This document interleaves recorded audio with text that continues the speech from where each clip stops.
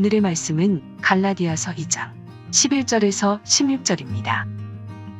게바가 안디옥에 이르렀을 때 책망받을 일이 있기로 내가 그를 대면하여 책망하였노라. 야고보에게서 온 어떤 이들이 이르기 전에 게바가 이방인과 함께 먹다가 그들이 오매 그가 할례자들을 두려워하여 떠나 물러가매 남은 유대인들도 그와 같이 외식함으로 바나바도 그들의 외식에 유혹되었느니라. 그러므로 나는 그들이 복음의 진리를 따라 바르게 행하지 아니함을 보고 모든 자 앞에서 게바에게 이르되 내가 유대인으로서 이방인을 따르고 유대인답게 살지 아니하면서 어찌하여 억지로 이방인을 유대인답게 살게 하려느냐 하였노라. 우리는 본래 유대인이요 이방 죄인이 아니로되 사람이 의롭게 되는 것은 율법의 행위로 말미암음이 아니요 오직 예수 그리스도를 믿음으로 말미암는 줄 알므로 우리도 그리스도 예수를 믿나니 이는 우리가 율법의 행위로서가 아니고 그리스도를 믿음으로써 의롭다함을 얻으려 함이라. 율법의 행위로서는 의롭다함을 얻을 육체가 없느니라.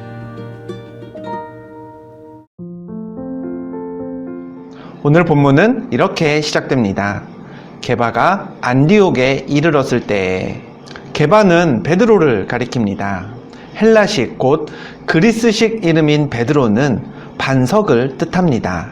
이 반석을 신약시대 유대 팔레스타인 지역 사람들이 일상적으로 사용했던 언어인 아람어로 발음했을 때에는 게바가 되죠.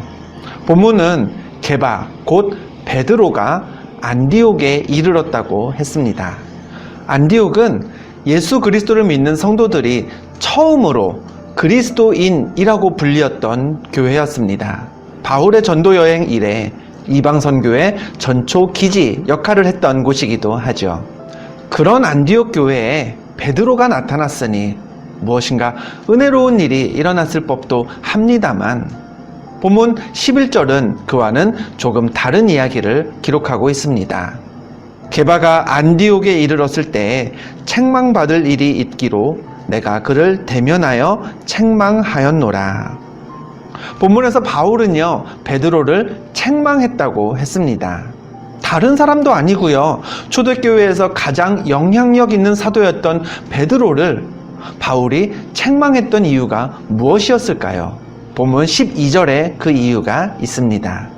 야고보에게서 온 어떤 이들이 이르기 전에 게바가 이방인과 함께 먹다가 그들이 오매 그가 할례자들을 두려워하여 떠나 물러가매.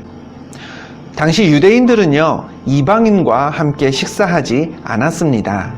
이방인들과 한 식탁에서 음식을 먹다 보면 율법에 어긋나는 음식을 먹게 되기도 하고요. 또 이방의 우상과 관련된 음식을 먹을 가능성도 있었기 때문에 그랬습니다. 그럼에도 불구하고 베드로는 이방인들 중에서 예수를 그리스도라 믿는 사람들과 함께 식사했었습니다. 율법에 매이지 않고 믿음 안에서 한 공동체를 이루는 아주 바람직한 모습이었죠. 그런데 야고보에게서 온 이들, 아마도 예루살렘에서부터 왔을 거라고 여겨지는 유대계통의 사람들이 안디옥까지 오자 베드로는 이방인들과의 식탁 자리에서 슬그머니 물러났습니다.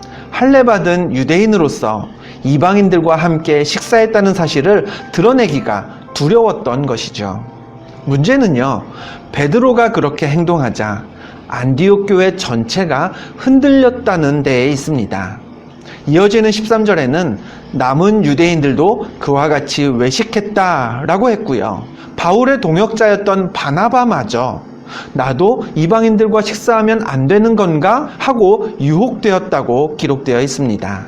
바울은요, 이와 같은 베드로의 행동을 이렇게 평가합니다. 본문 14절입니다.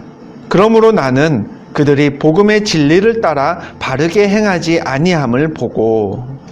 다른 눈이 없을 때에는 괜찮다가 율법을 기준으로 판단하는 사람들이 나타나자 한 믿음을 가진 한 공동체 안에 있던 사람들을 이방인이라고 하면서 멀리하기 시작한 것. 바울이 보기에 그것은요, 복음의 진리를 따라 행한 게 아니었습니다. 예수 그리스도의 증인으로서요, 이방인들까지도 하나님의 품으로 인도하려면 유대인이었던 사도들이 먼저 이방인들에게 다가가야 했는데 베드로처럼 행동해서는 이방인에게 복음을 전할 수 없다는 게 바울이 베드로를 책망한 이유였습니다. 교회는 예수를 그리스도로 믿는 그 한 신앙으로 하나 된 공동체입니다. 동시에 교회는 상황과 처지 또 성향이 다른 각양각색의 사람들이 모여서 신앙생활하는 곳이기도 합니다. 때문에 한 믿음을 가지고 함께 신앙생활해도요, 각양각색의 모습을 가진 성도들이 교회 안에서 하나 된다라는 것 쉽지 않은 일입니다. 그러나 교회와 성도가 하나 되는 방법이 있습니다. 모든 교회 구성원이, 모든 성도들이 이렇게 고백할 때입니다. 모든 사람이 죄를 범하였음에 하나님의 영광에 이르지 못하더니. 우리가요, 다 죄인입니다. 우리는 우리 힘으로 의롭다 여김을 받을 수 없습니다. 교회는 내가 최고다, 내가 더 낫다, 내가 먼저다 라고 해서는 결코 하나 될 수 없습니다. 베드로가 할례자와 이방인을 나누었듯이 우리를 결속한답시고 우리가 아닌 사람들을 구별하기 시작하면요, 교회는 차별 없는 복음을 전하기 어려워집니다. 나는 죄인입니다. 예수님이 아니면 나는 아무것도 아닙니다 라고 고백하면서 나도 남과 다르지 않음을 인정할 때에만 교회와 성도는 하나 될 수 있습니다. 최후의 만찬 하면 많은 분들이 레오나르도 다빈치의 작품을 떠올리실 겁니다. 그러나 최후의 만찬은 레오나르도 다빈치의 작품만 있는 건 아닙니다. 중세 르네상스 시대에 최후의 만찬이란 제목과 그 주제는 많은 화가들이 즐겨 그렸던 단골 소재였습니다. 이탈리아의 화가 코지모 로셀리가 그린 최후의 만찬입니다.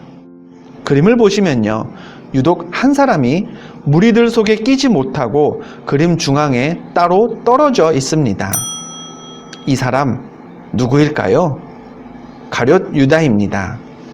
중세 화가들은 예수님을 팔았던 죄인 가룟 유다를 예수님과는 물론이거니와 다른 제자들과도 같은 선상에 둘 수가 없었습니다. 그래서 가룟 유다만 따로 떨어뜨려 놓은 채 그림의 구도를 잡았습니다. 역시 이탈리아의 화가인 피에트로 페루지노도 최후의 만찬을 주제로 작품을 남겼습니다. 여기서도 유다는 혼자 앞쪽에 떨어져 있습니다. 또 다른 화가 도메니코 길란다이오도 프레스코 벽화로 최후의 만찬을 그렸고요. 안드레아 델 카스타뇨 역시 같은 제목의 벽화를 그렸습니다. 이제 다시 레오나르도 다빈치의 작품을 보겠습니다. 이전에 보신 그림들과 차이점이 보이시나요? 앞선 작품들에는 가룟 유다가 모두 홀로 떨어져 있었지만 다빈치의 작품에서는 달랐습니다. 예수님을 팔았던 죄인 유다까지도 다른 제자들 틈에 섞어 두었습니다. 함께 같은 선상에서 식사를 하고 있었던 거죠. 다빈치의 작품이 어째서 걸작인지 제가 예술적인 안목을 가지고 설명해 드리지는 못하지만 한 가지는 말씀드릴 수 있습니다. 당시 많은 화가들에게서 나타났던 흐름과 달리 죄인 유다를 배척하지 않고 우리가 다 죄인 아닌가라는 생각에 모든 제자들이 같은 선상에서 식사하는 이 구도만 보더라도요, 다빈치의 이 작품은 구별되어야 하지 않을까요? 오늘 우리는 가정과 일터, 또 이웃과 교회에서 복음의 진리를 따라 행하는 하나님의 자녀가 되어야 합니다.